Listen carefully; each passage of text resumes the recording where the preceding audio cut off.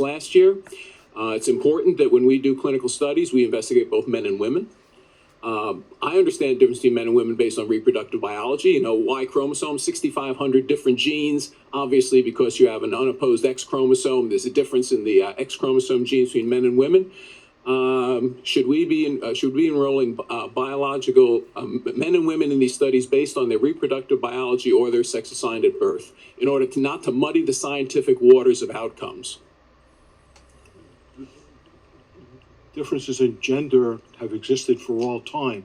We've only just begun to realize the nuances. I'm not talking about gender. I'm talking about sex. I'm talking about sex described as reproductive biology for scientific purposes.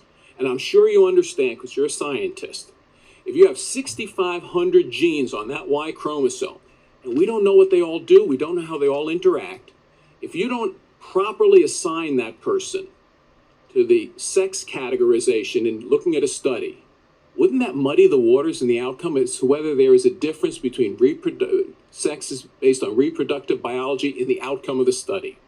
Depending on the nature of the study, you would want to know that information. Thank you very much. I yield back.